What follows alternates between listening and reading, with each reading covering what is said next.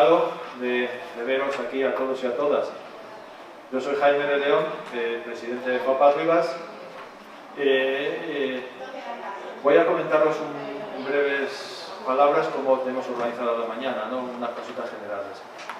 Vamos a tener una ponencia principal con José Antonio Luengo y luego habrá un par de mesas de debate en las que queremos que haya diferentes personas con diferentes enfoques, diferentes realidades, diferentes responsabilidades también. Para todo ello, para que tengamos un buen ritmo, es importante que en un momento dado, aunque nos dispersemos un pelín ideológico entre mesa y mesa, entre la ponencia y la primera mesa, vamos a intentar ser un poquito raudos a la hora de retomar, para así entrar en tiempo y poder llegar a la hora de comer pues a una hora prudente, porque además ya de hecho vamos a comer una hora más tarde, a cambio de hora, ¿verdad? Como os decía, agradeceros personalmente y desde Papas Rivas la presencia aquí, en un día que domingo y con este tiempo a lo mejor lo que apetece más no es precisamente venir. Pero bueno, por eso os agradezco especialmente. Desde hace ya unos meses, preparando esta jornada anual de AMPAS, la 10ª ya, teníamos claros los contenidos que queríamos traer a la misma. Cuando podemos despejarnos de la situación escolar local, la falta de centros, la sobrecarga y pérdida de espacios en los centros ya existentes, nuestra principal preocupación respecto a los centros educativos pasa por el bienestar de nuestros hijos, de nuestras hijas, por su seguridad o por la adecuación de los recursos y programas a sus necesidades específicas.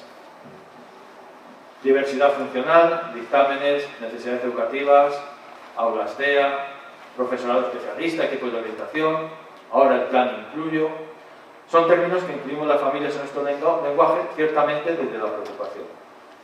Situaciones de acoso escolar, cuadros afectivos, conductas autolesivas o conductas alimentarias inadecuadas, ansiedad y estrés, son también situaciones que con el paso de los cursos y de forma llamativamente más frecuente en los últimos años se han instaurado en el alumnado. Y muchas veces la respuesta institucional es activar protocolos que parece sobrecargan y alejan al profesorado de otras tareas más relevantes. Un profesorado que, lógicamente, da también señales de fatiga. La aparición del malestar y sufrimiento de chicos y chicas responde a una situación particular, centrada en el medio escolar, es temporal, son ellos la parte frágil y visible de una sociedad que ha perdido el rumbo. Y la prevención. ¿Qué podemos hacer entre todos y todas para mejorar estas dinámicas? En esta jornada intentaremos acercarnos desde diferentes ángulos a estos temas y responder en algo a estas preguntas. Para ello contamos con un generoso grupo de personas que nos informarán, opinarán y debatirán algunos puntos.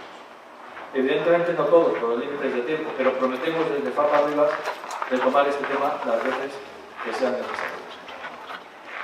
Y antes de empezar la jornada quedará por inaugurada nuestra excelentísima, a la parte de alcaldesa, hay que decirlo de excelentísima.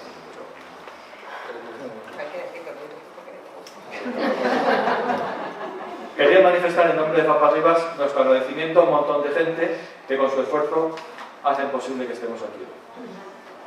En primer lugar, al Ayuntamiento de Rivas por su colaboración. Pues gracias, excelentísima.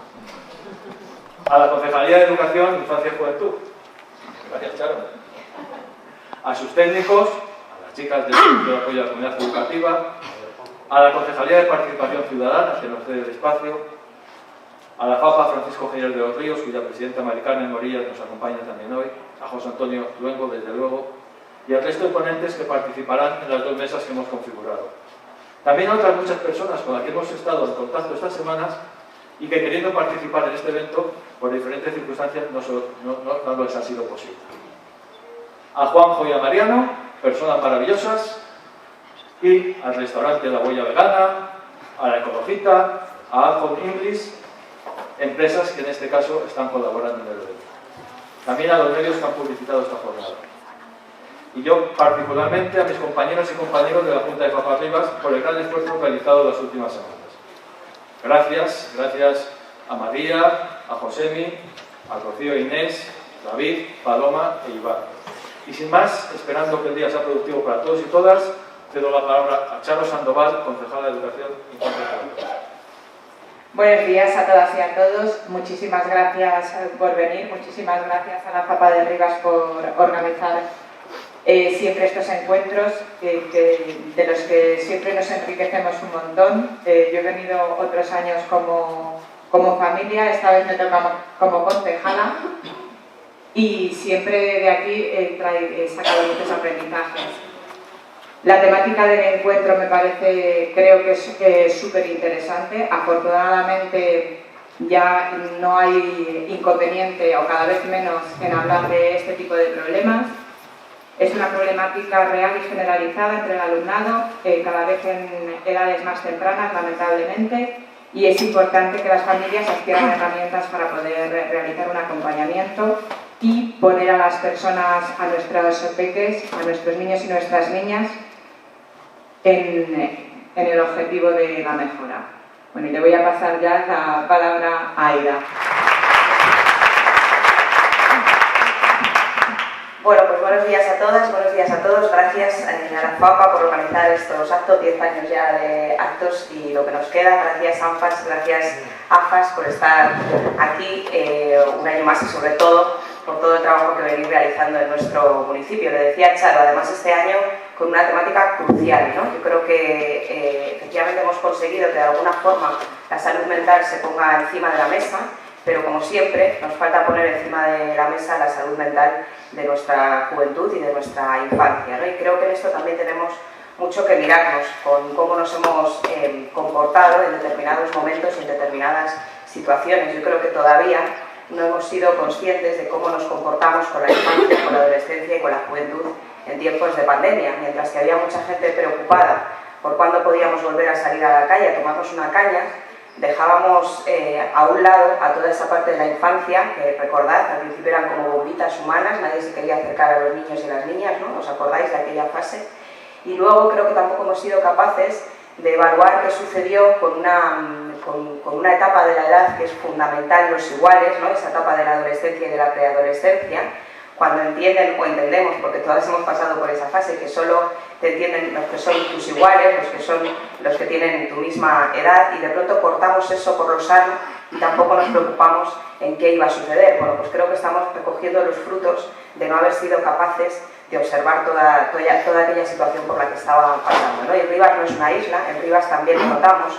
La tendencia de la salud mental de nuestra infancia y de nuestra juventud es como para preocuparnos, es como para alertarnos y sobre todo es como para tomar medidas, ¿no? Por eso es tan importante encuentros como este. Charo lo decía, las familias necesitáis herramientas, pero las instituciones, además de necesitar herramientas, estamos obligadas a poner encima de la mesa esas herramientas, ¿no? Y como ayuntamiento también estamos obligados a poner encima de la mesa esas herramientas para las familias, pero recordad también, por aquello de dejar que el protagonismo no siempre lo tengan los adultos, sino que efectivamente pongamos en el foco a la infancia, las herramientas para la infancia y para la adolescencia, ¿no? Y esto pasa también por seguir de alguna forma consiguiendo o peleando para conseguir que todo lo que tiene que ver con los servicios públicos tenga la financiación que necesitan, ¿no? Porque no es posible que las familias tengan que costear determinados tratamientos o determinados procesos, porque las citas en la seguridad social sabemos cuál es la lentitud que tienen y eso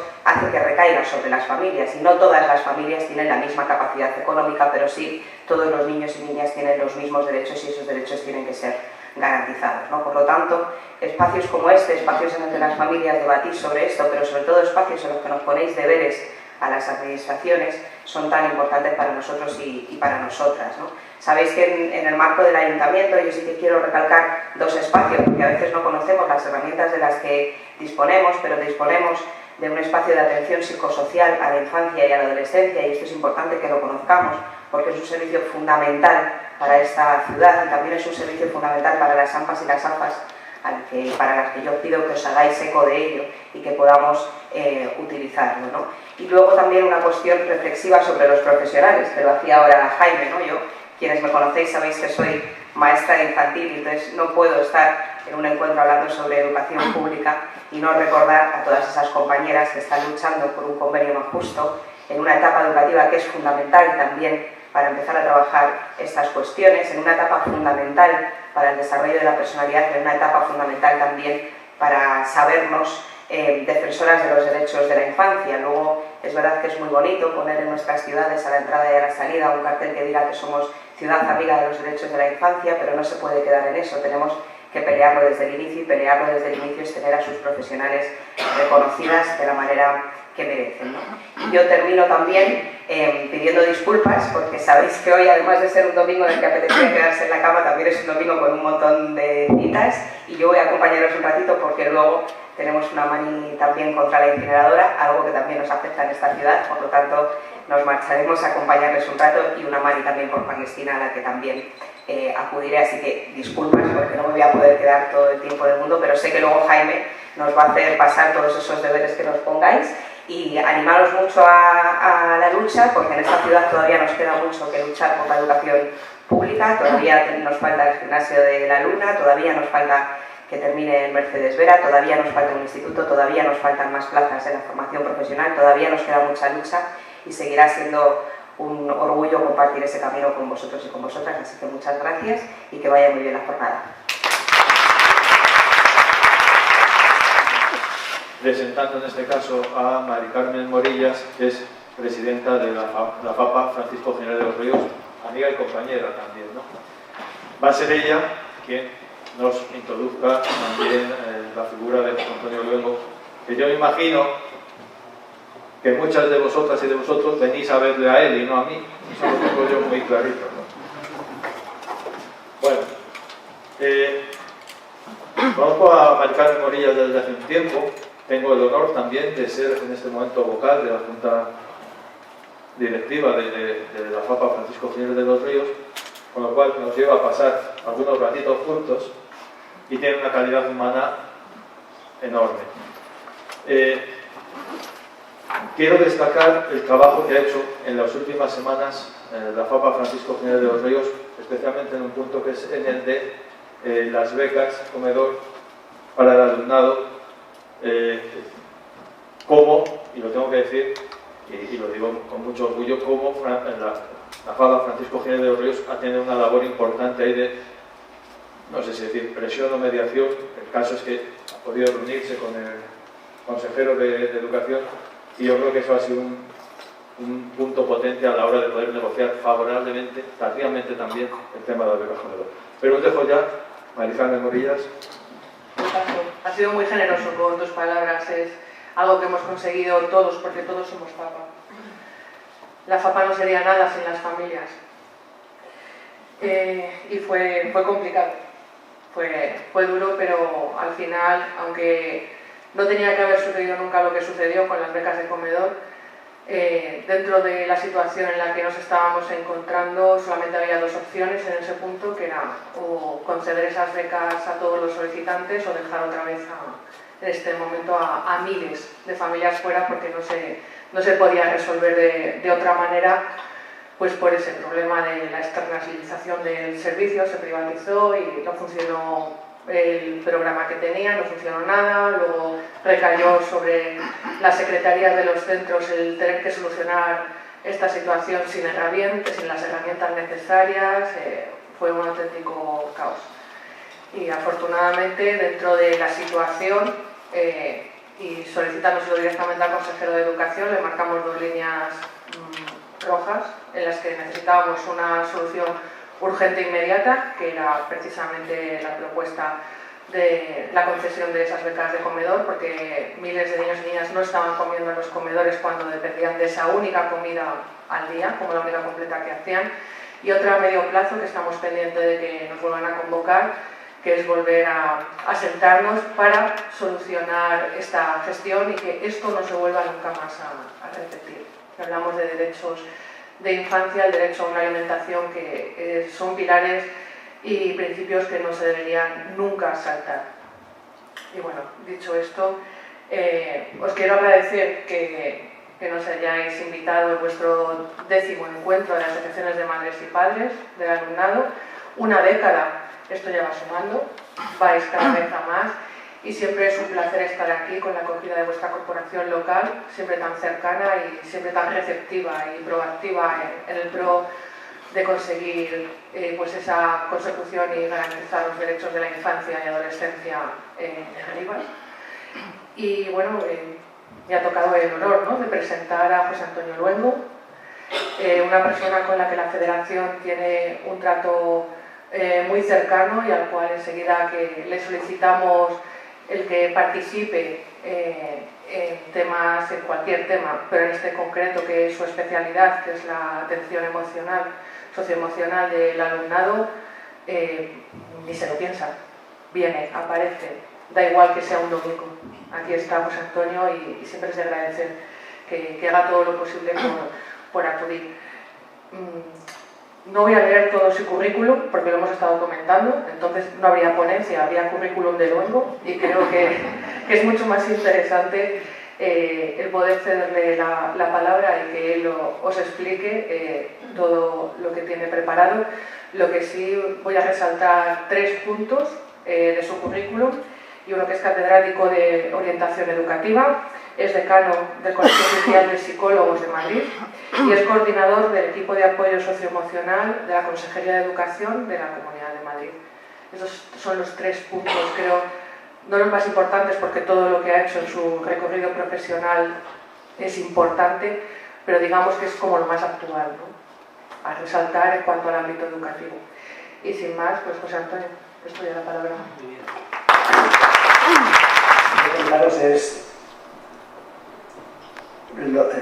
aquello que de una manera explícita estoy viviendo cada día. No hablo desde la teoría, no hablo desde ese espacio académico que suele ilustrar y ordenar los contenidos de manera adecuada y muy precisa, sino que también lo voy a intentar, por supuesto, pero quiero hablar fundamentalmente de lo que veo cada día y de lo que llevo viendo y observando desde hace muchísimo tiempo, trabajando con equipos directivos, trabajando con profesorado, trabajando con alumnos y alumnas y trabajando también, por supuesto, con grupos de padres. Ahora mismo soy el responsable de un programa de asesoramiento a todos los centros educativos de la Comunidad de Madrid para la prevención de la violencia autoinfligida, y en este caso estamos hablando de comportamientos que tienen que ver con las autolesiones y con el amplio espectro de conductas relacionadas con el temido fenómeno del suicidio. Y tengo la suerte y el privilegio y el honor de no solo escribir y preparar documentación de apoyo a los centros, sino de acudir a los centros educativos cuando se encuentran con una situación especialmente delicada, para asesorarles, para acompañarles también en ese largo proceso. Entonces, en síntesis, yo voy a hacer unas referencias bastante concretas a lo que sabemos y vemos, algunas asentadas en la práctica cotidiana, porque no puede ser de otra manera.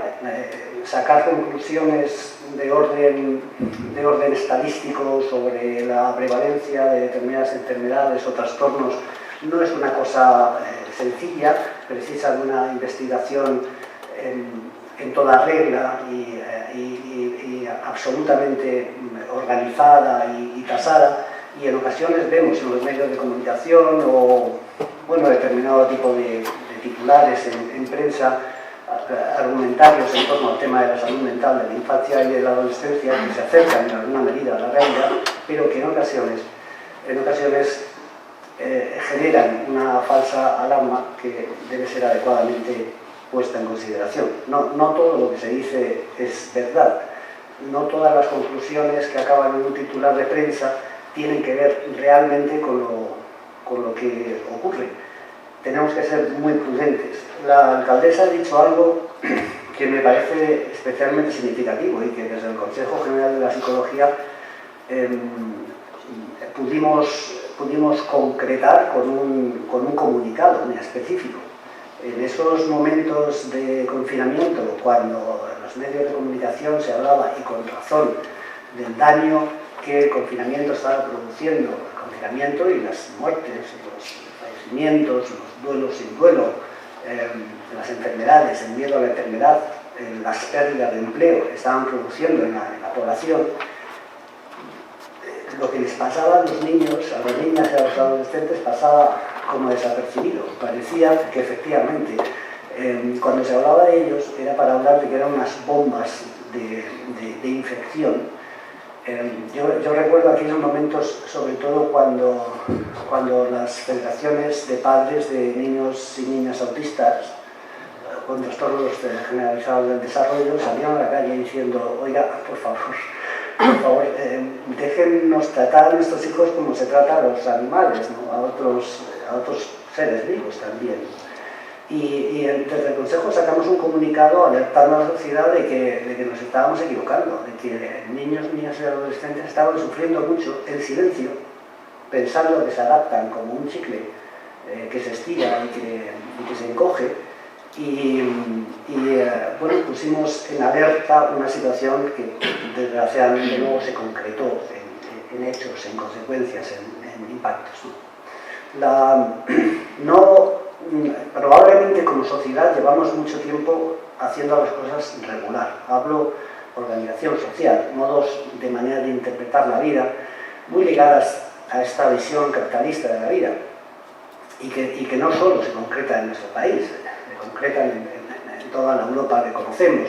Ahora, hace poco acabamos de saber las recomendaciones que hace la OCDE en relación con el tema de las migraciones. En fin, yo cada vez que la OCDE habla sube el pan o se hace más caro especialmente, pero verdaderamente estamos siendo probablemente presos de una concepción de la vida que no está ayudando en absoluto a generar más bienestar, y esto tiene mucho que ver con el capitalismo feroz, sin lugar a dudas, y tiene mucho que ver con una forma de interpretar las relaciones entre las personas e interpretar la vida, lo que nos hace. No voy a utilizar el término felicidad, que es un término,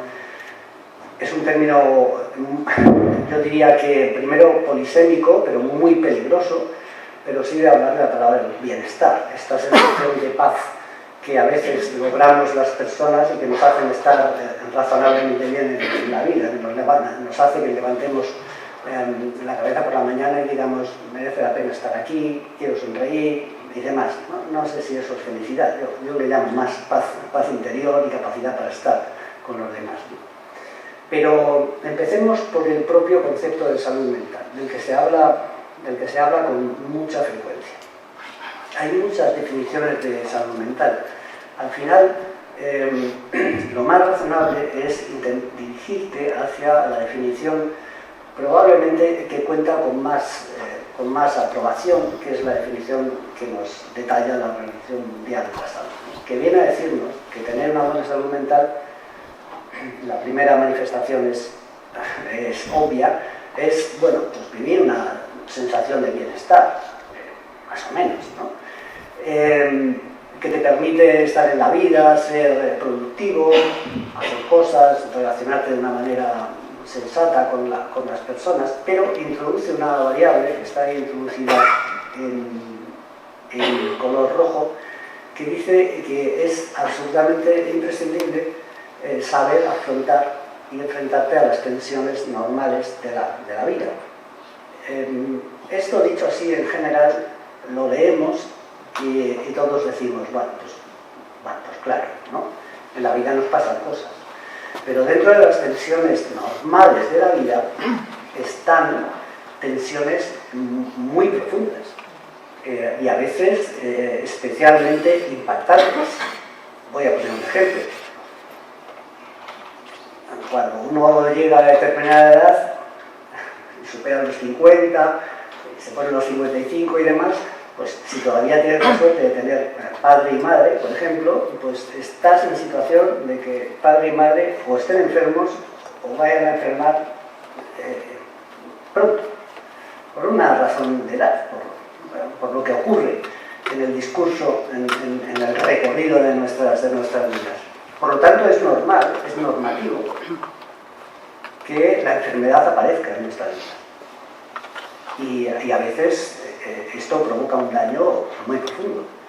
Yo recuerdo perfectamente cuando mi madre, que tenía en ese momento 75 años, 76, una cosa así, una mujer que se había quedado viuda a los 45 años y que había sacado adelante a 4 hijos y demás, y que se había hecho a sí misma y que había trabajado y que estaba disfrutando de la vida y que viajaba. Un día que me llaman y me dice: Chiqui, que así me llamaba, yo soy el pequeño de 4 hermanos, me han detectado unas células cancerígenas en la médula. Esa es una tensión normal, porque es normal que en algún momento o tu padre o tu madre enferme. Estoy poniendo un ejemplo, perdonadme que utilice un ejemplo personal, pero es probablemente la manera más emocional de hablar de estas cosas. Pero también en esos momentos uno se enfrenta a la situación de que tienes tu familia, tienes tus hijos, te levantas cada mañana, estás además en un puesto de responsabilidad y tienes que levantarte cada mañana con la sensación de que de ti dependen muchas cosas y te levantas y lloras y te vienen a la cabeza 1000 historias y duermes mal y hablas con tus hermanos y tienes que andar equilibrando horarios y demás porque acompañar a tu madre a determinado sitio. Eso es una tensión normal en la vida, pero que te puede hacer colapsar si no eres capaz de afrontarla adecuadamente, si no eres capaz de compatibilizar el seguir estando, el seguir siendo una buena persona, el seguir trabajando, aún con esa suerte de pensamiento doloroso que penetra en tu mente y te hace estar casi siempre pendiente de algo que no esperabas, pero que era esperable y que era posible. Nuestros chicos y chicas se enfrentan también a situaciones normativas, normales, que muchas veces los padres, no digo que, y por supuesto utilizo el plural, no entendemos demasiado bien. A veces se nos ha olvidado, o se nos olvida, lo mal que lo pasamos en los primeros momentos, cuando empezábamos a concebir de una manera real y práctica la compleja experiencia de la amistad. Entender lo que es ser amigo de alguien no es algo que se consigue de la noche a la mañana. Claro que con 5 años, con 4, con 7, los niños se dicen, es mi amigo o es mi amiga y demás, pero no han acabado de concebir realmente qué es esa experiencia, lo que conlleva, las dificultades que conlleva, las consecuencias de los cambios que se producen, los intereses y en las formas de ver la vida de los chicos y las chicas. Por ejemplo, cuando pasan de la primaria a la secundaria, hay chicos y chicas que se quedan instalados en determinados intereses, compromisos, argumentos, ideas,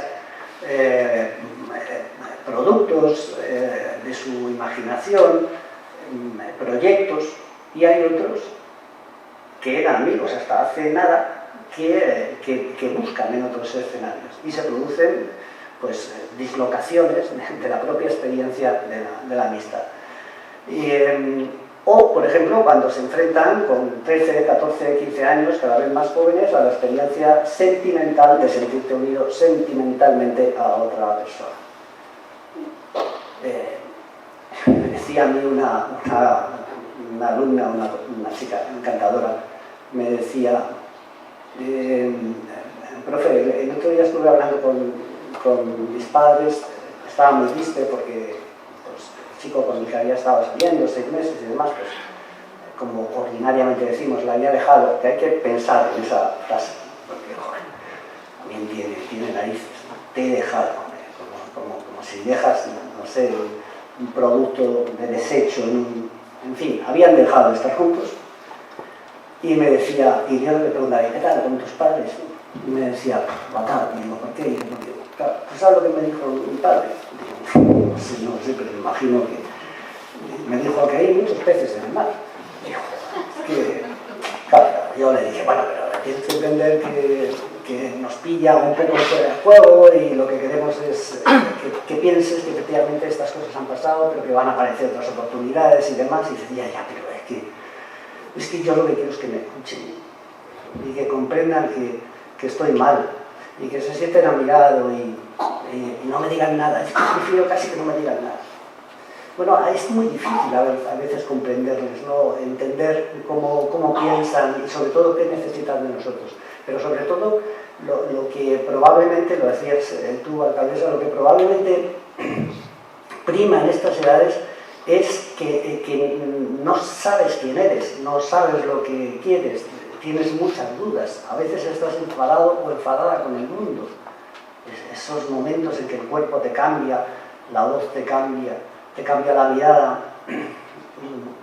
Pensemos que la preadolescencia y adolescencia es el momento en el que nuestro sistema nervioso, nuestro cerebro, nuestra capacidad cognitiva se enfrenta a uno de los traumas mayores en el desarrollo de las personas, que es entender lo que es el sufrimiento. Entender que el sufrimiento aparece y va a estar en la vida. Claro que un niño de 6 años, de 7 o de 8 sabe lo que es pasarlo mal y llorar, pero todavía está cognitivamente anclado en una etapa del desarrollo que es, en el que desde el punto de vista académico se define, ¿no?, como el de las operaciones concretas, pues muy ligado a lo tangible, a lo concreto. Son momentos en el que los padres todavía utilizamos esto de cura sana, si no se cura hoy, se curará mañana. Y los niños entienden que estas cosas pasan y bueno, y al día siguiente, pero con 10, 11, 12 años empiezas a darte cuenta de que las cosas que te pasan tienen un efecto profundo en tu vida. Y esto provoca mucha insatisfacción y provoca mucho dolor. La etapa en la que nos enfrentamos de una manera más directa, más directa a la experiencia del sufrimiento es esta.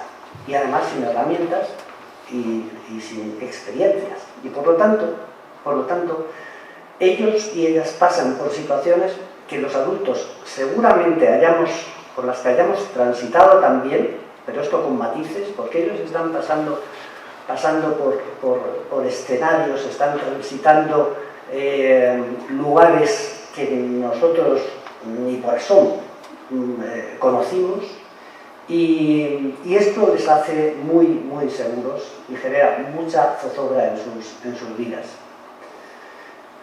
Por lo tanto, tener buena salud mental no es, como me decía un alumno de bachillerato en un grupo que acababan de aprobar la EBAU, y me decían, les preguntaba yo, ¿qué es para ti la felicidad? Y decían, más o menos como ahora, que hemos aprobado y que nos vamos una semana a Gandía, 5 colegas, para presentar.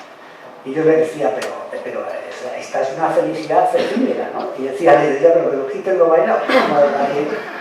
Pero claro, el estado de bienestar no debemos anclarlo exclusivamente a que todo nos va bien, porque entonces en el momento en que surge alguna zozobra, la posibilidad de seguir vivo, de seguir ilusionado con las cosas, sabiendo que hay algo que te provoca dolor, pues te va a generar probablemente una quiebra que en muchas ocasiones pues acaba con alguna sintomatología de orden ansioso o con los esbozos primigenios, ¿no?, de lo que podrían ser algún trastorno del estado de ánimo.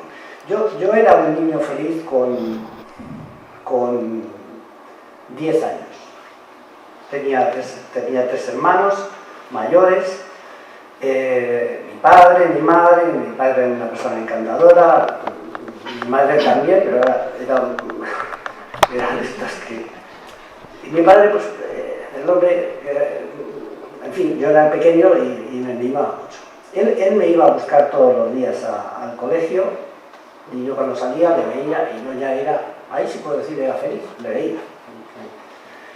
Y un día, yo sabía que mi padre estaba enfermo, pero como entiendes la enfermedad cuando eres un niño, la enfermedad de otros, como algo que está ahí, pero que, como decía antes, no se integra cognitivamente como algo, como un constructo, ¿no?, vital. Y un día, pues, un hermano mío me dijo, chiqui, papá se va.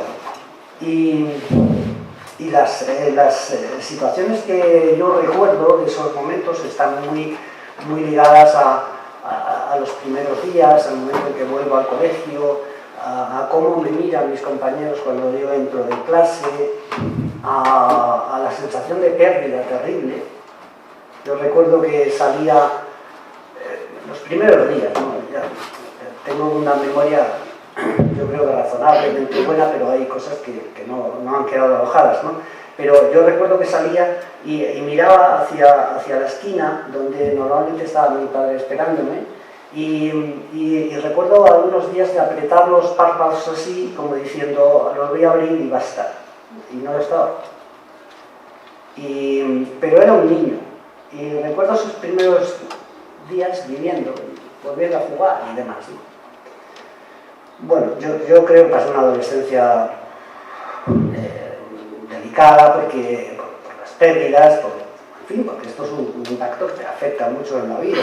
La vida del entorno familiar cambió de una manera decisiva. Pero sin embargo, a mí me ayudaron personas muy significativas y me ayudaron mucho. Por supuesto, mis hermanos, mi madre, mis vecinos. Yo recuerdo como Pepe, que era el padre de José Luis y de Miguel, que eran compañeros míos de colegio, uno de ellos iba a mi clase, muchos días le decía a sus hijos, a algunos de sus hijos, vete a buscar a Chiqui que venga a hacer los deberes con nosotros. O la cantidad de veces que me invitaban a comer. Y recuerdo un profesor, y aquí entramos en materia, recuerdo un profesor que un día estaba yo sentado en el recreo, a los pocos días, y estaba viendo jugar al fútbol a mis compañeros. A mí me gustaba mucho jugar al fútbol, pero ese día no podía, debía estar mal.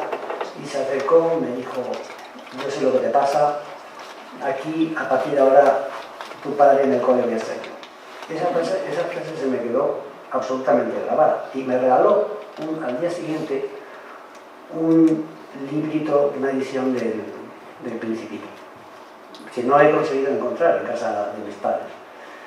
Bueno, de aquella historia nació una especie de impulso por mi parte, que cuando un amigo mío pierde a su padre, yo le acabo a su madre, le regalo siempre una edición del Principito.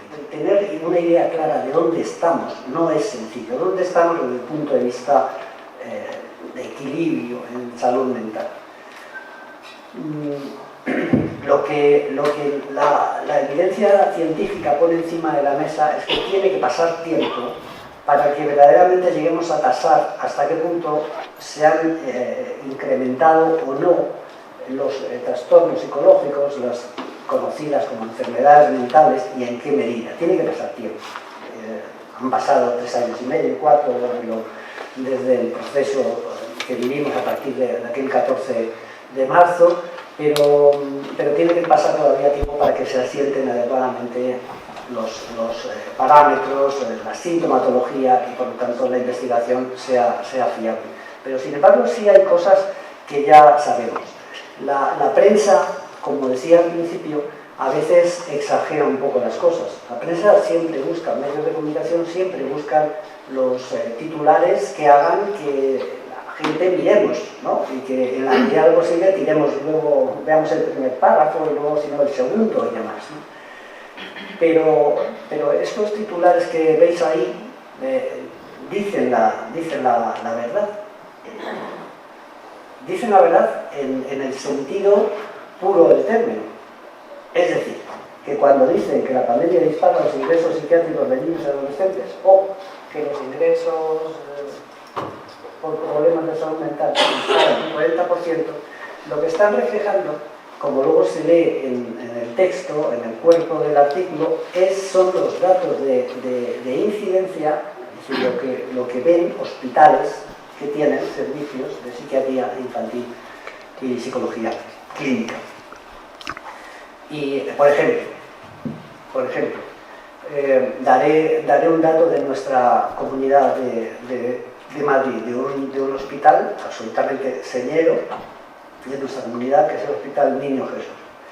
Lo que la jefa de servicio, Montserrat Grael, ha detallado en numerosas ponencias y demás, en las que hemos compartido mesa, es que en su servicio, se duplicaron en los años 21 y 22, todavía no tenemos datos provisionales del 23, pero 21 y 22 se duplicaron el número de asistencia a las urgencias, es decir, de momentos en los que las familias no pueden más y llevan a su hijo por razones de índole socioemocional. Se duplicaron. Dices, si un día, ¿no? Un sábado, por poner un ejemplo, ¿no? en un mes había acudido, no sé, 100 personas a la urgencia, pues en estos años 21 y 22 acudían 200, ¿no? Y que de esas personas que acudían a urgencias, de los chicos y chicas que acudían a urgencias, se había incrementado en un 30% el ingreso sobre los años previos a la pandemia. Por lo tanto, aquí no estamos hablando de estimaciones y demás, sino estamos hablando de datos reales, de lo que conocemos como la incidencia, ¿no? Y esto es bastante generalizado. Cataluña, el País Vasco y demás. Esto se ha visto. Ahora, tenemos que interpretar verdaderamente qué está pasando, porque lo que sí se ha podido comprobar es que en la gran mayoría de estas solicitudes de ayuda de padres y madres cuando van con su hijo o con su hija a urgencias no está relacionada, la gran mayoría, con el brote o el afloramiento de una nueva enfermedad mental o con la desestabilización de una enfermedad mental o de un trastorno psicológico ya creado, sino con crisis personales, de orden sociofamiliar, de orden ambiental, con situaciones donde los estresores han impactado mucho en chicos y chicas y les han hecho quebrar, pero sin que podamos hablar de que hay una enfermedad mental ahí, sino que no pueden más, parece que no pueden con su vida. Chicos que se han autolesionado, chicos y chicas que se han autolesionado, autoleído, chicos y chicas que desaparecen de casa, etc. Crisis socioemocionales y sociofamiliares que no siempre tienen que ver con la presencia de una enfermedad mental. Pero da la sensación de que como sociedad o como planeta, el ser humano parece que pide ayuda desde el punto de vista mental. Pero fijaos que normalmente lo asociamos esto a la pandemia. Y esto no es del todo así. Seguramente no lo podáis ver porque hay mucha luz, pero ahí está el texto introductorio de un plan de salud mental de nuestra Comunidad de Madrid, el plan 18-20, por lo tanto que se elabora entre el 17 y 18, por lo tanto pre-pandemia, que ya decía en la introducción de la línea estratégica de atención a la salud mental en niños y adolescentes, que ya decía que los estudios tanto nacionales como internacionales estaban dibujando escenarios de prevalencia en torno, hay de todo, pero en torno entre un 5 y un 10% de trastornos mentales en esta etapa. Es decir, que la investigación, pero investigación de hace 10 años, de hace 15 años, ya venía diciendo que algo estábamos haciendo mal como sociedad en su conjunto, en Europa, en Estados Unidos, sobre todo en zonas del mundo donde se hace investigación más veraz, ¿no? Que algo estábamos haciendo mal porque la infancia y la adolescencia estaba quebrando con mucha facilidad. Hay un libro que yo os recomiendo, es un libro divulgativo de dos autores estadounidenses que se llaman Haidt y Lukianoff, pero bueno, eso es un poco lo de menos. El libro se llama La transformación de la mente moderna.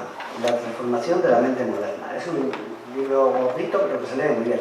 Habla mucho del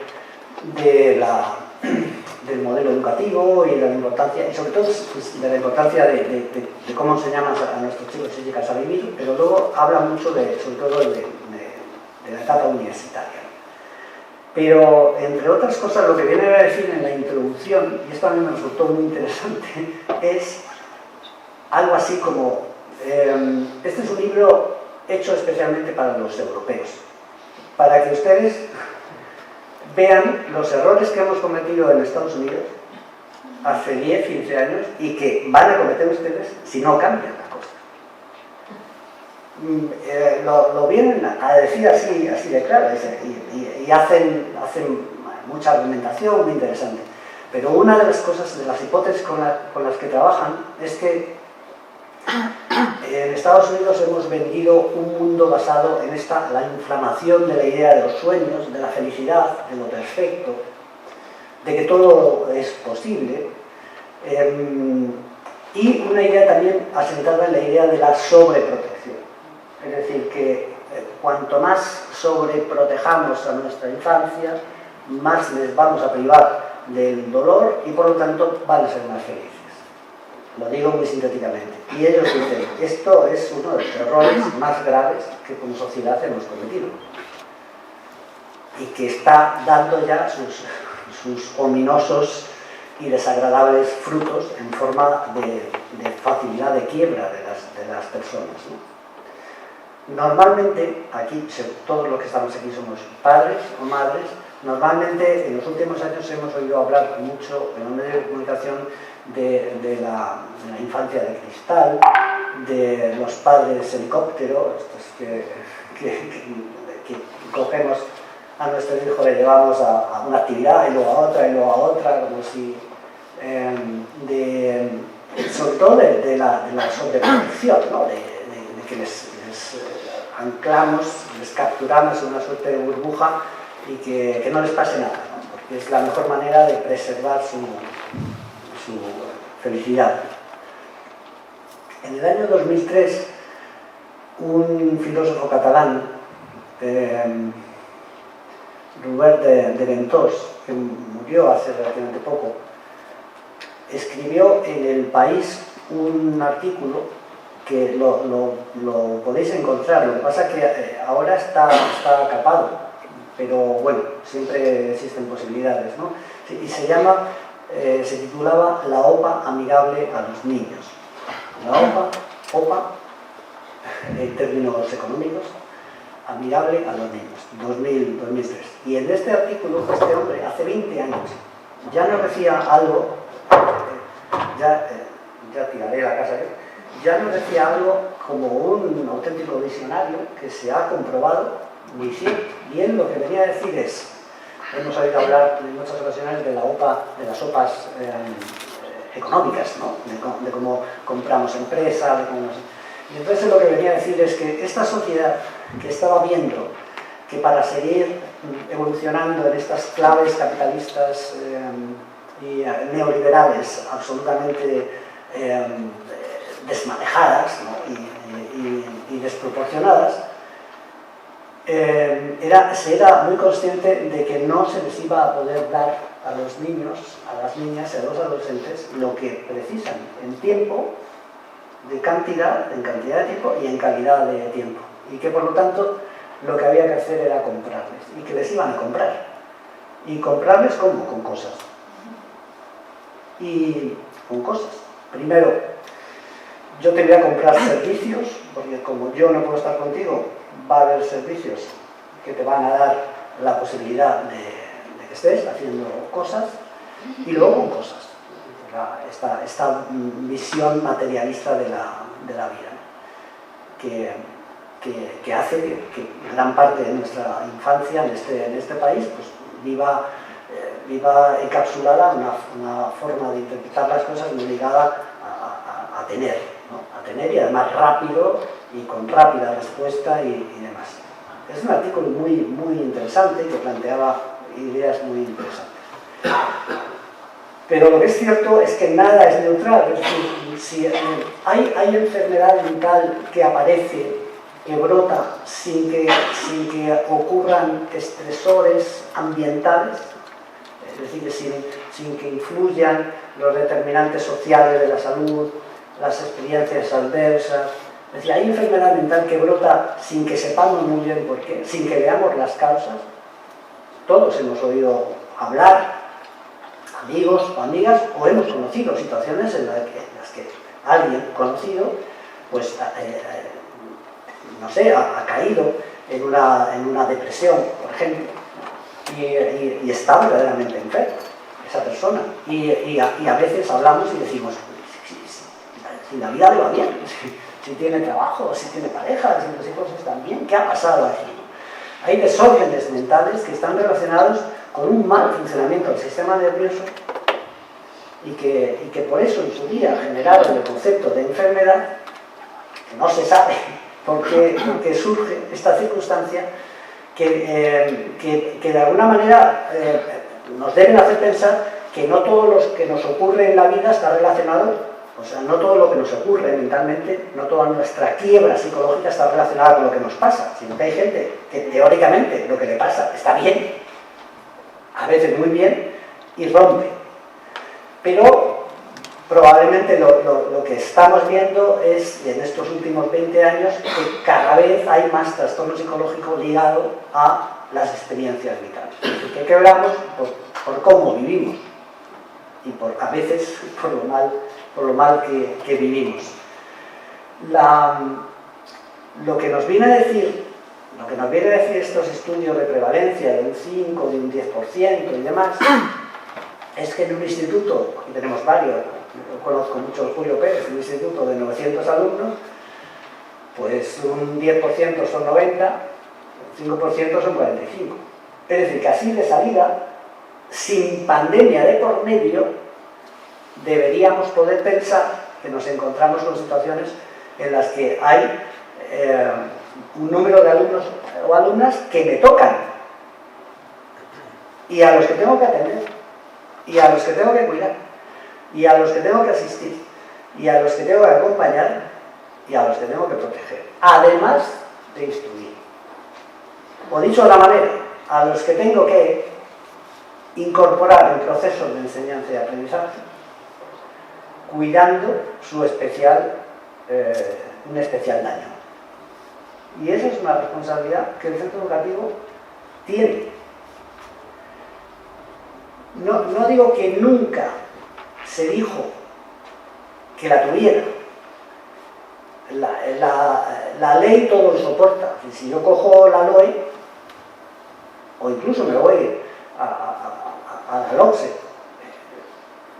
ley que ha sido maltratada por todo el mundo, yo estuve trabajando en ella durante mucho tiempo, ya se habla de, bueno, y por supuesto en toda la legislación posterior, ya se habla de la necesidad de que el sistema educativo atienda el adecuado desarrollo de la personalidad de los individuos, porque esto está claro.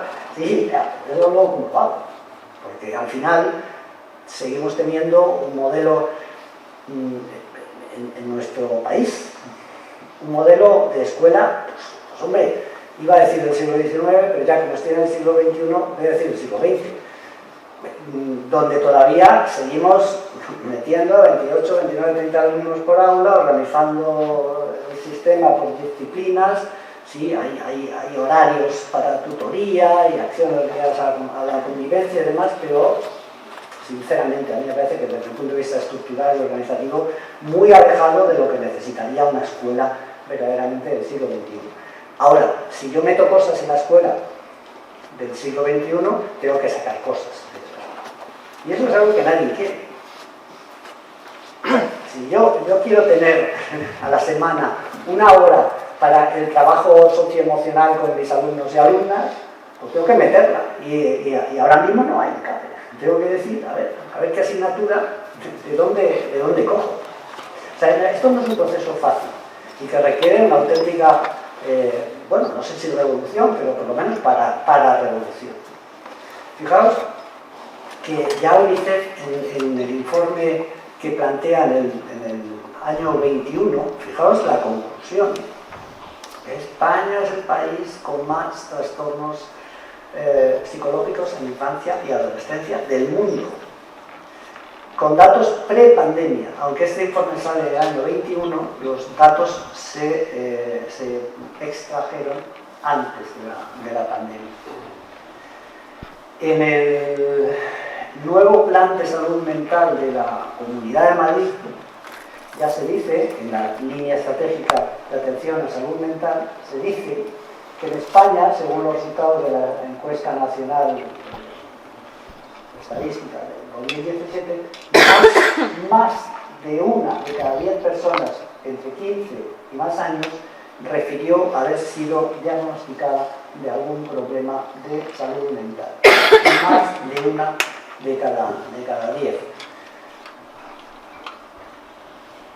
Bueno, estamos hablando de cifras verdaderamente preocupantes. Pero mirad lo que emana del barómetro de salud y bienestar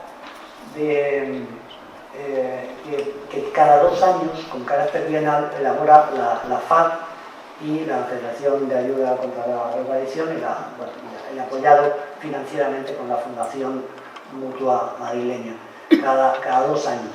En el último barómetro, lo que se viene a decir, entre otras cosas, es que alrededor de 4 de cada 10 jóvenes afirman haber experimentado de forma muy frecuente los siguientes síntomas: falta de energía, casi un 50%, tristeza, casi un 50%, problemas para concentrarse, casi un 50%, miedo al futuro, 42%, o poco interés por hacer las cosas, 40%, problemas para dormir, 40%, o ataques de ansiedad,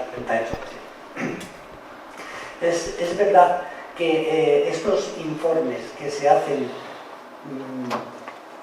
exclusivamente con uno de los métodos que tiene la epidemiología, que es el autoinforme, la epidemiología en el mundo de la salud y de las ciencias sociales lo que viene es a intentar medir la prevalencia de un fenómeno, cuánto de ese fenómeno hay en la sociedad. Recordad cómo se nos hablaba de la incidencia acumulada con el COVID, por ejemplo, que era una manera de medir cómo iba evolucionando los casos diagnosticados, ¿no? Entonces, cuando yo hago un estudio, por ejemplo, el otro día se lo decía a Carmen, me entrevistaba Carles Francino en la ventana sobre el tema del acoso escolar.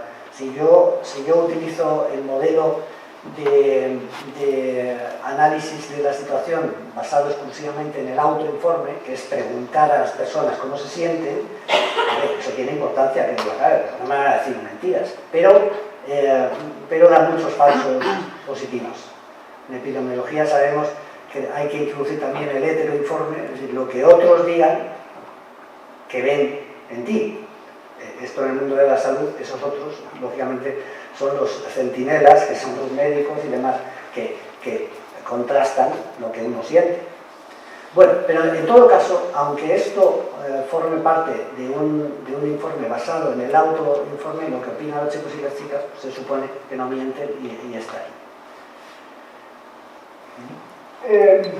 El último informe de este instituto ya nos avisan estos estudios de que una gran parte de los trastornos mentales que tenemos en la edad adulta tienen su origen antes de los 15 años. Ojo con esta historia, porque esto lo que nos viene a decir es, nosotros tenemos de manera cuasi obligatoria a niños y niñas desde los 3 años, y a una gran mayoría, o por lo menos a muchos de 0 a 3, pero de 3 a 16 los tenemos a todos, y luego tenemos a muchos con 18, y luego tenemos a muchos también en los centros de formación de adultos, pero vamos, quedémonos en el 3-16. Gran parte de las enfermedades que tenemos las personas, la sintomatología inicial ha aparecido antes de los 15 años. Por lo tanto, todo lo que hagamos con carácter preventivo en esas etapas de la vida, en esas fases de la vida, van a facilitar una mejora del bienestar general, pero sobre todo un decaimiento sustancial de la enfermedad mental, con todo lo que eso tiene que ver con los costes y demás. Entonces, a mí cuando me preguntan, a veces, ¿no? Pues me preguntan, porque desde el Consejo dicen, piden a alguien que hable de estas cosas y dicen que hable José Antonio del Consejo General de la Psicología, porque me preguntan aquí en Madrid y demás sobre lo que es la salud mental y todas estas serie de cosas. Yo siempre suelo utilizar una expresión que es que la salud mental se juega en las distancias cortas. No se juega solo en un centro de salud mental, en la consulta del psiquiatra y del psicólogo, sino que se juega en el sentido simbólico del término, se juega en el modelo educativo, en cómo construimos las ciudades, en la importancia que se da a la participación, en el modelo de escuela, en el modelo de participación en la escuela, en qué modelo de profesor o profesora sustanciamos. Ahí se juega. Porque ahí es donde la gente vive, ahí es donde la gente va encontrando su clave para sentirse mejor o peor, sobre todo en una etapa de alta vulnerabilidad como la que hemos citado. Bueno, para que nos hagamos una idea, esto lo digo muy rápido, pero cuando hablamos básicamente de los trastornos psicológicos en infancia y adolescencia, bueno, hay 5 categorías que están ahí, que yo quiero que las tengáis. Por un lado están los trastornos relacionados con la ansiedad, las fobias, los miedos, etc. Luego están los trastornos del estado de ánimo, que tienen que ver con palabras, términos muy utilizados en nuestra vida cotidiana, como la depresión y demás. Luego los trastornos del desarrollo, del neurodesarrollo, de los que en la escuela sí se sabe mucho. Estamos hablando de los trastornos por déficit de atención, hiperactividad, o los trastornos generalizados del desarrollo, por ejemplo. En fin, antes se utilizaba mucho, ¿no?, el concepto de autismo como cajón desastre y demás. Luego tenemos, este es un escenario de especial preocupación, los trastornos de la conducta alimentaria, que sí, en las personas que trabajan en este campo sí nos dicen que hay un pico de incremento. Y luego otro tipo de trastornos, ya enfermedades mentales muy graves, como son las ligadas a la psicosis, esquizofrenias y demás, ¿no? Bueno, cuando se habla de trastornos psicológicos de infancia y de adolescencia, este es el mapa, más o menos, ¿no?, una manera esencial. Pero, sin embargo, lo que estamos viendo en el día a día, en los últimos años, es que se ha incrementado de manera muy significativa el malestar psicológico de niños, niñas, preadolescentes y adolescentes por estas razones.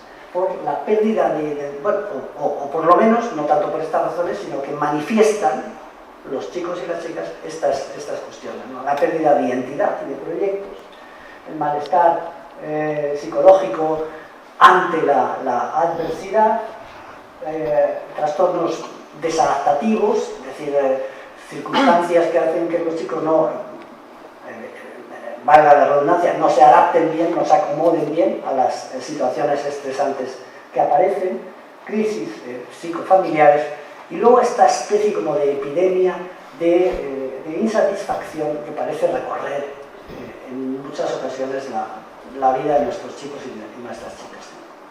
Pero esto tenemos que calibrarlo bien, porque efectivamente es probablemente de los trastornos que hemos visto antes, ¿no?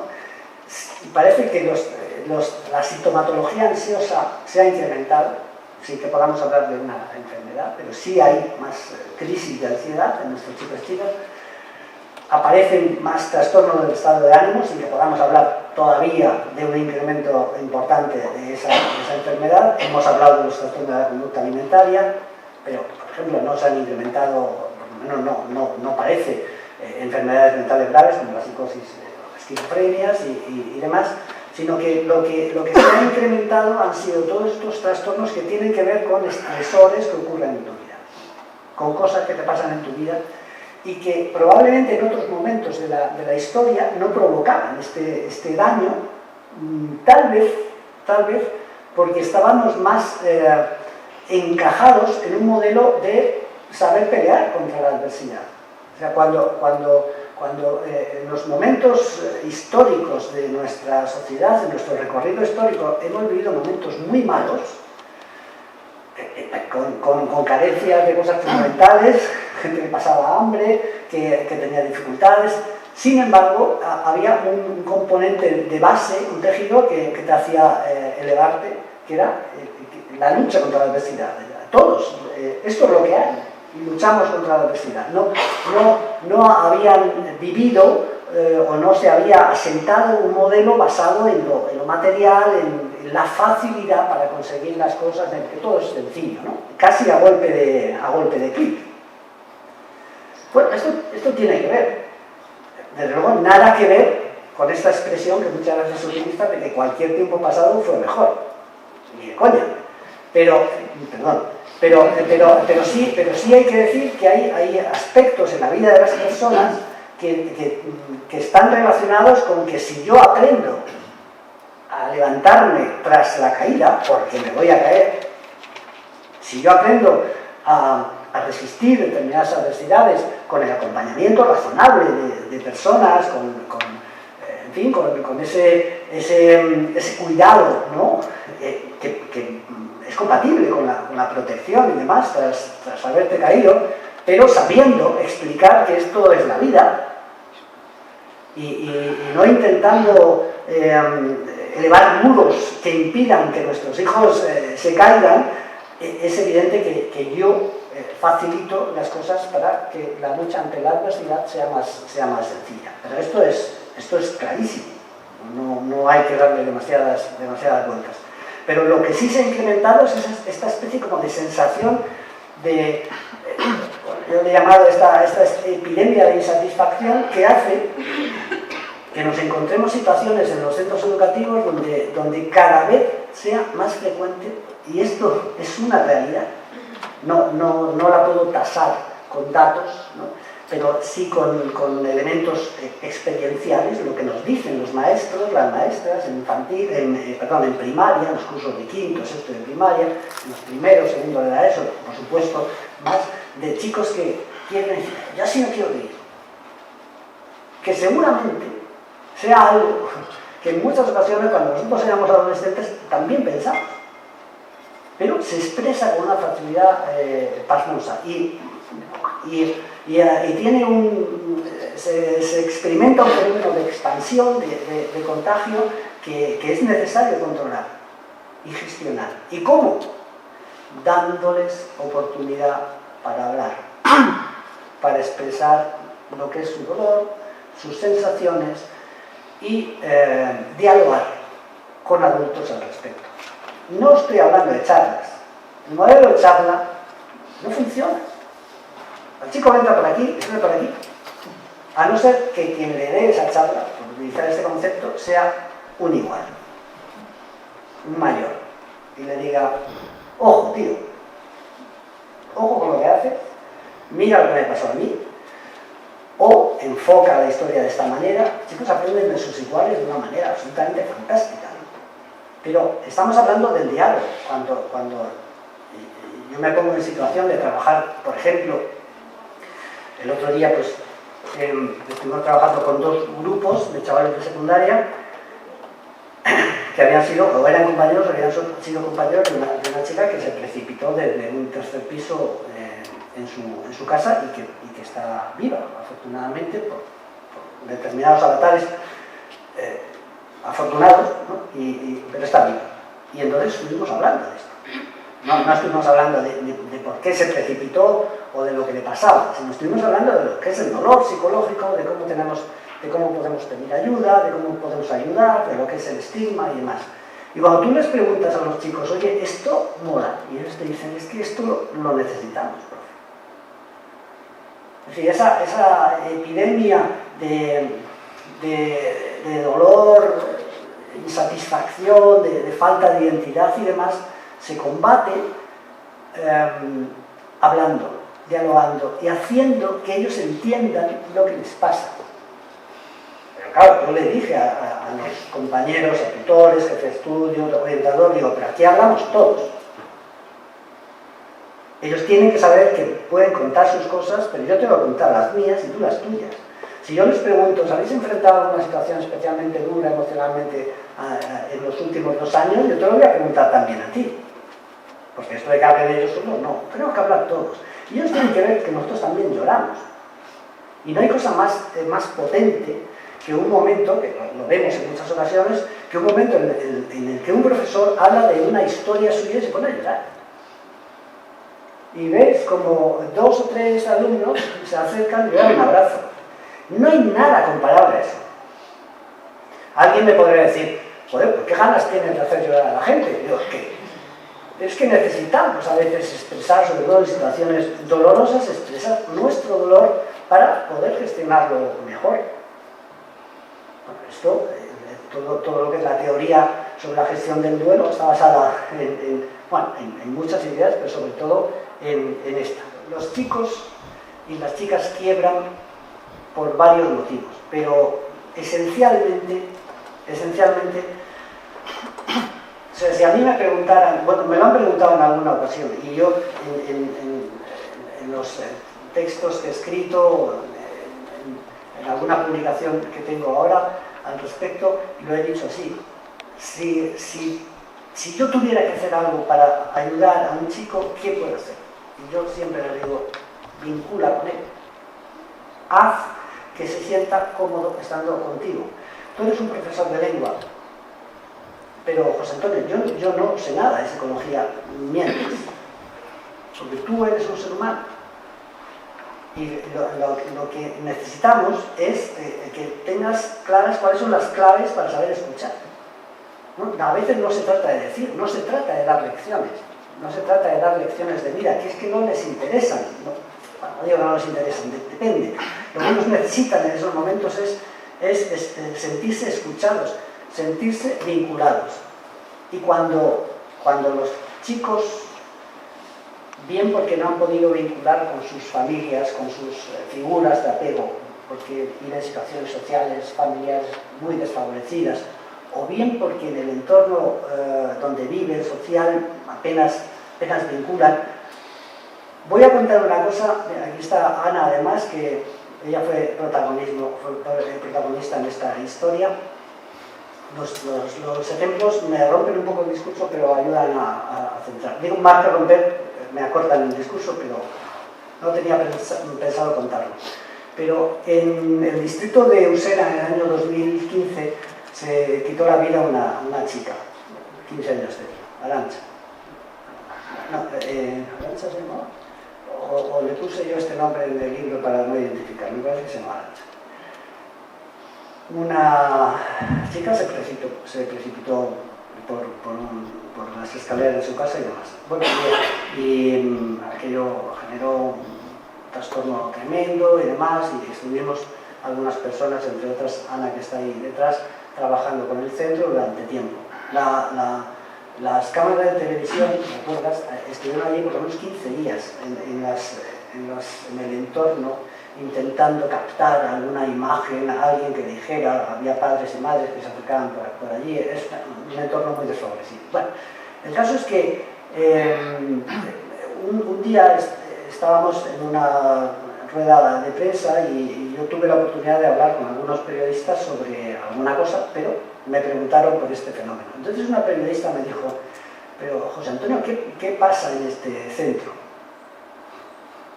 para que ocurra esto? Y le digo, ya, tal vez tengamos que preguntarnos qué pasa en este barrio, tal vez tengamos que preguntarnos qué pobreza terrible personal y social tiene esta gente.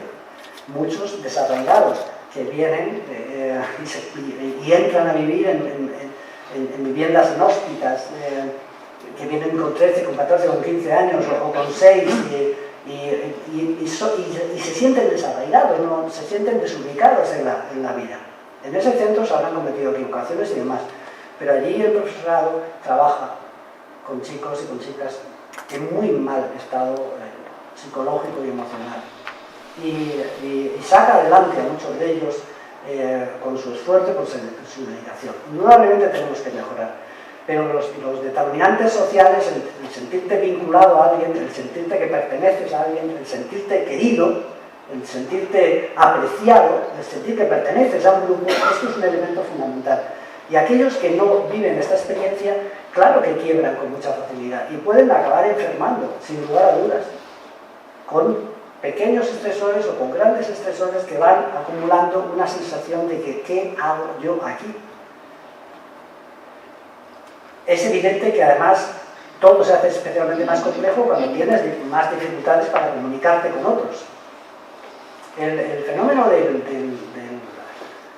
maltrato entre iguales, esto que se ha venido a llamar el acoso escolar y demás, es un fenómeno que daña tremendamente el alma de los chicos y de las chicas. Pero sobre todo lo que daña es la confianza en el mundo, en la vida. Es decir, o sea, si los que tienen mi edad no me quieren, ¿qué puedo esperar de la vida? Si no soy capaz de comunicarme con ellos, si no me hablan, si me desprecian, si me humillan, si me dejan de lado, si me tiran un día los libros, si participo y se ríen. Ojo con esta historia. Entonces eso, vívelo, experimentalo un día y otro y otro.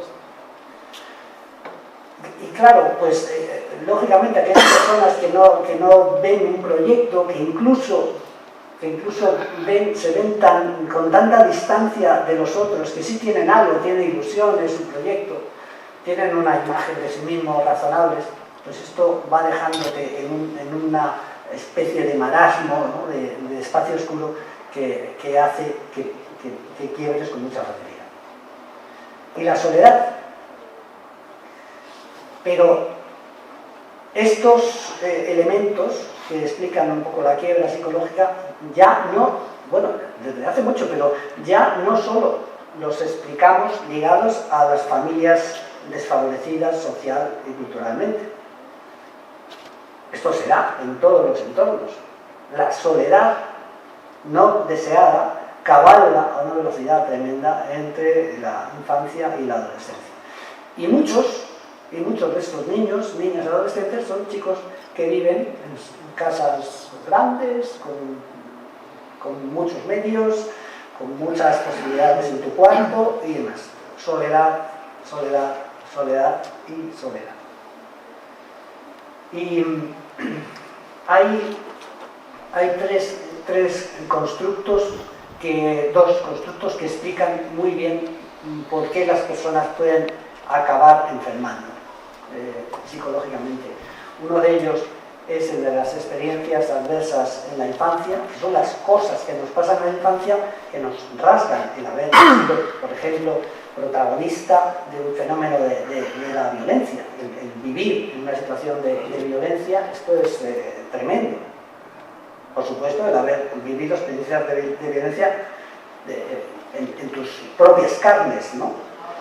En lo que conocemos como el maltrato infantil, el ser protagonista en una situación de violencia de género, por ejemplo, el haber sido objeto de acoso escolar, el vivir experiencias de desarraigo, de desubicación, de que llegas y no eres capaz de enganchar con nada. Estos son retazos en la vida de las personas que van dañando tu ilusión por seguir. Y luego están los conocidos como determinantes sociales de la salud y también de la salud mental, que este es un constructo muy conocido académicamente desde hace mucho tiempo, pero que afloró mucho durante la pandemia. Y es cómo hay cosas que vives en tu vida cotidiana que efectivamente determinan que tengas mejor o peor salud. Antes he hablado del tema de la comida. Es que no es lo mismo comer todos los días pasta que comer pasta, pescado, carne, verduras. Por ejemplo, ese es un determinante social de la salud y también de la salud mental. Porque, efectivamente, pues, un consumo excesivo de hidratos, no soy un experto casi nada, pero en esto menos, pero genera, pues, efectivamente, mayor peso, riesgos cardiovasculares, etcétera, etcétera, etcétera. Todas estas cosas, el comer un chorizo de determinada calidad y no de otro, comes un ibérico y comes que no es lo mismo, y todo este tipo de cuestiones, los bollos estos ultraprocesados, que son cada vez más baratos y que todas estas cuestiones afectan a la salud, pero afectan también, lógicamente, a la salud mental. Y estas son las cosas con las que la escuela puede trabajar. Porque la escuela tiene que convertirse en un espacio protector. donde prime la pedagogía del cuidado. Y aquí tenemos mucho que avanzar. A mí me preguntan ¿cuáles son para ti las escuelas que funcionan? Y yo humildemente digo, allá donde padres, alumnos y profesores se unen de vez en cuando para hablar de quiénes somos, pero no en el sentido teórico del término, qué nos pasa, qué podemos hacer, cómo lo podemos hacer. Aquellas escuelas donde los alumnos tienen protagonismo, alumnos y alumnas mayores en la educación de los más pequeños, aquellas escuelas donde hay un equipo directivo encarnado por la idea de crear una comunidad basada desde la perspectiva humanista. En estos entornos, con los mismos mimbres aquí que allá, en estos entornos se generan experiencias de éxito en materia de promoción del bienestar. Nosotros hemos elaborado y vamos a desarrollar una experiencia ahora con algunos centros. Hemos desarrollado un modelo de plan para que un centro educativo que quiera pueda elaborar toda una hoja de ruta para mejorar la promoción de la salud mental y prevenir el malestar psicológico. Y alguna vez lo comento y me dicen, ¿y hay actividades para alumnos? Y digo, sí, pero no solo. Hay un rosario o cuentas de ese rosario que van diciendo, por supuesto, háblalo en el consejo escolar, pero háblalo con el AMPA también. Pero enfoca también un diálogo entre alumnos, tutores, padres y alumnos para ver cómo estamos, para ver qué podemos hacer, para ver que con los mimbres que tenemos, qué podemos hacer al respecto. Bueno, y se plantea un itinerario de cosas que las pueden desarrollar en un 100%, en un 80%, en un 50% o en un 40%. Pero voy a poner un ejemplo que es muy significativo. Un centro, el otro día lo veíamos en un centro que no, hasta este momento, no, lo digo de otra manera, un centro que habilita una reunión en la que hay alumnos de tercero y de cuarto, en la que hay un grupo de padres y en la que hay un grupo de profesores, simplemente para decir, oye, vamos a hablar, estamos hablando mucho de salud mental, ¿qué entendemos todos por esto? O sea, y que sea simplemente debatir, hay un artículo que se les deja para que lo lean antes y luego tienen que hablar de ello. Simplemente hacer eso, eso que no se ha hecho, habilita primero seguramente 3, 4 ideas que se pueden implementar. Es un funcionamiento de engranajes, hacer pocas cosas bien hechas, pero hacerlas compartidas. No se trata de hacer el superproyecto, sino hacer pequeñas cositas que funcionan y que hagan que la gente se sientan que están participando en todo esto. Y un elemento, ya termino, un elemento de especial consideración a tener en cuenta es lo que la investigación nos va diciendo sobre el avance terrible de la soledad no deseada que antes he citado. El último estudio, que es del año pasado, del Observatorio de la Soledad no deseada estatal, es muy preocupante porque nos viene a decir que la prevalencia mayor de soledad no deseada se da en adolescentes, más incluso que en personas mayores. Y ¿esto cómo se trata? ¿Esto cómo se gestiona? Fundamentalmente generando entornos protectores. No puedo hacer nada para evitar la experiencia terrible, desgarradora, de un chico que viene de Bolivia con 15 años y que le colocan en Usera un mes de septiembre. Yo eso no lo puedo evitar. Pero tengo que intentar conseguir que ese chico que viene de Bolivia se sienta querido, acompañado por sus compañeros y poco a poco instrumentado en ese tejido, en ese caldo de cultivo de cuidado y de protección que hace que las personas, a pesar de lo que te ha pasado, se sientan mejor. Y cuando me preguntan Solo me queda una cosa. Cuando me preguntan por cómo está el patio, he querido utilizar este cartel de una película que es muy bonita, de Los chicos están bien, para decir que a pesar de todo lo que se dice, a pesar de lo que he dicho, la mayor parte de los chicos y de las chicas están bien y van a estar bien. Porque tienen padres y madres que se equivocarán muchas veces, que a veces no tendrán el tiempo adecuado, pero que son buena gente. Esto es importante decirlo. Ahora, tenemos una franja entre el 15 y el 20% de chicos que se va extendiendo, de vulnerabilidad en la que tenemos que meternos. Y termino con un ejemplo real de una chica precisamente escolarizada en este instituto del que antes hablaba cuando hacía referencia a la experiencia del suicidio de una compañera. Esta era una chica que vivía con su padre allí en ese entorno, en una habitación y, en fin, en unas condiciones muy desfavorecidas, muy desfavorecidas.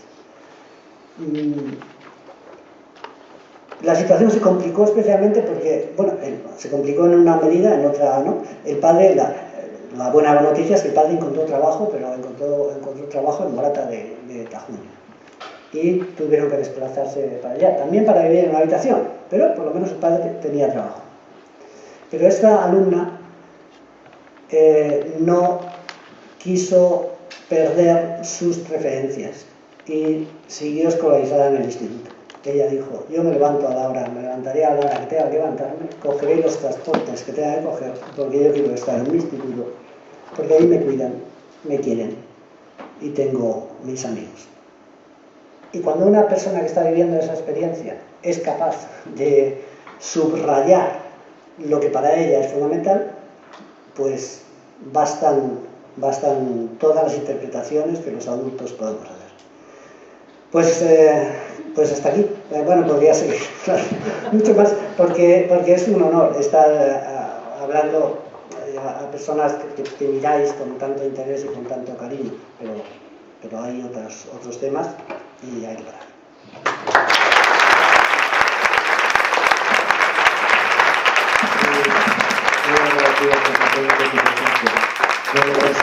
Personal señalar que, estando de acuerdo contigo y manejando yo creo que el mismo discurso muy cercano, señalar quizás en negativo que tú lo que comentas, que es prevención, que es cuidado, que es estar ahí, que es la cercanía, el contacto emocional, el cariño incluso, pues que muchas veces en medios como el educativo o el sanitario están señalados o penalizados incluso, ¿no?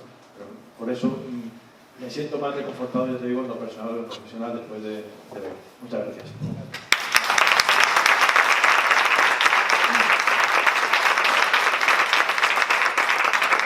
Damos unos minutitos en lo que cambiamos la mesa, les pedimos en lo particular a José Antonio para rápidamente enlazar con la mesa que María, en 5 minutos o así intentamos que empiece. ¿De acuerdo? Muchas gracias.